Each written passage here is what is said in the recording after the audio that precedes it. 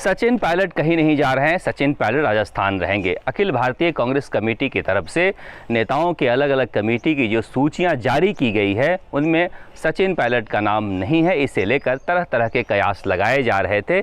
ऐसे में संगठन महासचिव केसी वेणुगोपाल ने साफ कर दिया है कि सचिन पायलट राजस्थान ही रहेंगे, क्योंकि सचिन पायलट राजस्थान ही रहना चाह रहे हैं। ऐसा कहा जा रहा है कि अशोक गहलोत गुट लगातार कोशिश कर रहा था कि एक के बदले भले ही 2 पद दे दिए जाएं, मगर सचिन पायलट की राजस्थान से विदाई हो जाए, ऐसा हो न सका। अब सवाल उठता है कि एक म्यान में 2 तलवारें कैसे रहेंगी, क्योंकि जिस तरह के हालात हैं उसमें लगता नहीं कि दोनों राजस्थान में साथ काम कर पाएंगे। दूसरी तरफ कहा जा रहा है कांग्रेस आलाकमान की ये सोच है कि पिछले 2 बार से अशोक गहलोत को फ्री हैंड दिया गया। एक बार 56 सीटें आई, दूसरी बार 21 सीटें आई। ऐसे में वो पिछली गलतियों को दोहराना नहीं चाहते हैं और सचिन पायलट को साथ रखना चाहते हैं। मगर साथ ये दोनों काम कर पाएंगे या नहीं, इस बात को लेकर पूरे राजस्थान में चर्चा है, क्योंकि पिछले 2 दिनों से जिस तरह से कहा जा रहा है कि अशोक गहलोत का सीएमओ और स्वास्थ्य मंत्रालय लगातार इस बात की जानकारी इकट्ठा करने में लगा है कि सचिन पायलट के जन्मदिन पर कितना खून इकट्ठा हुआ था, क्या वो रिकॉर्ड था या नहीं, 43,000 था, 40,000 था, 45,000 था या 20,000 यूनिट ही था। अब इस तरह की जानकारियां लगातार मांगी जा रही है। कई ब्लड बैंक के मालिकों से राजस्थान तक ने भी बातचीत की और उन्होंने कहा कि हाँ, हमसे ये जानकारी मांगी जा रही है और जल्दी मांगी जा रही है, क्योंकि ब्लॉक सीएमएचओ कह रहे हैं कि हमें कलेक्टर के पास ये जानकारी भिजवानी है और कलेक्टर के जरिए सीएमओ ये जानकारी जाएगी।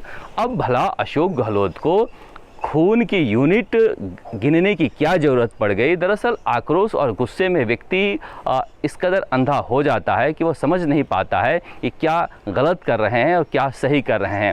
क्या अशोक गहलोत जैसे कद्दावर नेता का, जिसका मुकाबला नरेंद्र मोदी और अमित शाह से है, जिसे लेकर कहा जा रहा है कि कांग्रेस के वो चेहरा हैं, राष्ट्रीय अध्यक्ष हो सकते हैं, यहाँ तक कि कई लोग दावा करते हैं कि प्रधानमंत्री बनने की उनमें काबिलियत है, वो सचिन पायलट के जन्मदिन पर इकट्ठा हुए खून की यूनिट गिनने बैठे, तो इससे बड़ी विडंबना और क्या हो सकती है।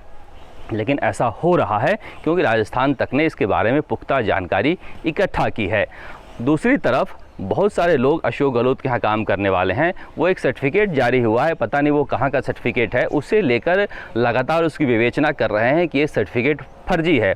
अब फर्जी हो या असली हो, क्या सचिन पायलट बीजेपी के नेता हैं? क्या उस सर्टिफिकेट से ही सचिन पायलट की राजनीति चल रही है, जो बेहतर हो जाएंगे या कमतर हो जाएंगे? इस तरह से ऐसे में खून के लिए, सर्टिफिकेट के लिए जब झगड़ा चल रहा हो अशोक गहलोत और सचिन पायलट के बीच, तो कांग्रेस कैसे सोच सकती है कि दोनों साथ काम कर सकते हैं और साथ काम करके आगे बढ़ सकते हैं, कांग्रेस को मजबूत कर सकते हैं।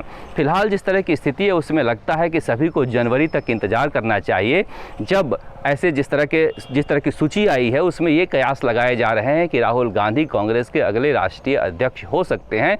तब तक सबको इंतज़ार करना चाहिए। कुछ न कुछ सचिन पायलट को ज़रूर कहा गया है जिसके लिए उन्हें छोड़ा गया है राजस्थान में। लेकिन कुल मिलाकर इस तरह के झगड़े से अशोक गहलोत को परहेज करना चाहिए, क्योंकि भले ही वो 3 बार या 4 बार मुख्यमंत्री रहने का रिकॉर्ड बना लें, मगर इस तरह की लड़ाइयाँ लड़ेंगे तो वो भविष्य में वो प्रतिष्ठा नहीं पाएंगे जो बाकी के मुख्यमंत्री राजस्थान में पाए हैं। इसलिए इस तरह के छोटे कामों से परहेज करना चाहिए और खून गिनने वाले जो के सलाह देने वाले जो लोग हैं उनसे भी दूर रहना चाहिए।